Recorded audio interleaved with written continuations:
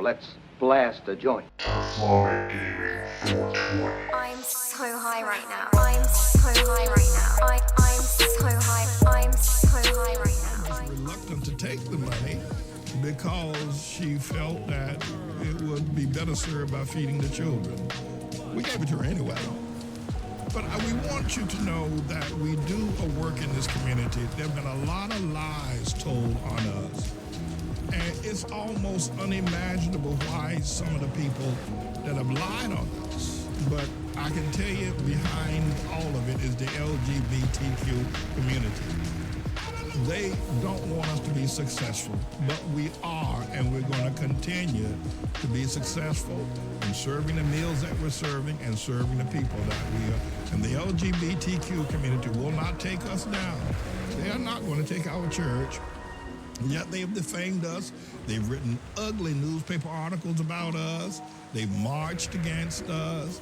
They've done a whole lot of ugly things. But you say what we have done, and that's not even the half of our service to children and to the needy in terms of our homeless shelters and the things that we've done over the years. And we will continue. And probably the lies and the smears and the ugly newspaper articles and the wicked spirits and the so-called I ain't for the black man, that's not going to go away. I don't expect it to go away. I don't. But I do tell you this, that we will succeed against all of that. For God is with us, and I am his servant. All right, it's been nearly a month now since the brutal and unexplained assassination of President of Haiti. And still there has been no, if you will, sustainable, credible arrest of the assassin's plot, or the plotters, of why and how he was assassinated. There was some reporting that the members of the assassination group that has been arrested, some 40 persons, are part of an American drug enforcement agency, the DEA here in America. But there is no real explanation why the motive has not been brought forward, and nobody has been really, if you were charged with the assassination of President Bouzy. And his wife, who is recovering from gunshot wounds, gave an interview, and I want to bring that up, and then we'll talk a little bit more about Haiti and the experiences that of what has taken place. But Mr. Inge, would you bring up that the wife of assassinated President Bouzy? When gunmen stormed Haiti's presidential residence and assassinated President Jovenel Moïse, just one witness was there when he died. Madam First Lady, how are you? Thank you so much. His wife, Haiti's First Lady, Martine Moïse. Flanked by private security, she agreed to go on camera for the first time with her side of a story that's left her shaken. You have armed security here at this interview. We've been asked and agreed not to disclose the location of where we're talking right now. You're obviously at least thinking about threats to your life. Do you feel like your life right now is at risk? Yeah, it is. Because I wasn't supposed to be alive. In a long conversation that switched between Haitian Creole and English, Moïse described in vivid detail what happened the night her husband was killed. It was around 1 a.m., she says, when the shooting started. It wasn't something small, it was the sounds of automatic weapons. Bullet holes still pockmarked the compound. At the time, she and her husband hid in their bedroom, but just minutes later, she says the door burst open. Gunfire ripped through the air, and at first, only she was hit. Face down and bleeding, she thinks about a dozen men ransacked the room, looking for something specific. They came to find something, because I heard them saying, that's not it, there it is, which means they found what they were looking for. She doesn't know what they found, but after they did, an attacker approached her husband, at this point still alive and unhurt, and got on the phone. She says that person called someone and described what my husband looked like, saying he was tall, skinny, and black.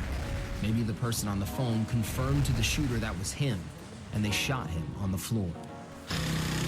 The president was dead, and the attackers left soon after. Moise believes they thought she was dead too. Critically wounded, she lifted herself up. When you stood up and you saw that he was dead, did you say anything to him? In my heart, I said something I used to tell him when he was alive. We are married for better or worse, and even beyond the grave. Her left side bleeding and her right arm shredded by gunfire, she's eventually led out of the house by police and comes to a quick conclusion. The dozens of security guards normally on hand to protect the president either let the attackers in or they abandoned their posts. No. There's no other explanation, she says. You're there to protect a president, and the president is dead, and you're nowhere to be found. Adding that she was amazed. Apparently not a single guard was injured. Moise believes it's part of a much larger conspiracy. At your husband's funeral, you said, quote, "The Raptors are still out there watching and laughing at us." Yes, What did they you are. mean by that? Yes, they are. Because no one is being arrested yet. The people that they arrest is the people that pull the trigger. They won't pull the trigger with no orders. So the main character that we need is the people that paid for that and the people that gave the order. And you think that that person or persons has not yet been arrested? So, no. The official investigation has led to the arrest of more than 40 suspects, but has still not provided a motive for the president's killing or identified a mastermind behind it all. That has left a vacuum, Haiti flooded with theories about who killed a president who at the time of his death was an embattled, largely unpopular leader. Even still, for his widow, this was an unimaginable ending. I never thought that the level of hate ever existed in the country. You never thought this could happen? No. Because your husband did have a lot of enemies. Yes, he did. But I didn't know that they hated that much to kill him. I've heard a lot of people respond about their travels to Haiti, and I have to tell you that if you ever go there, you're gonna love the place. Blast the joint. I'm so high right now. I'm so high right now. I'm so high. I'm so high right now.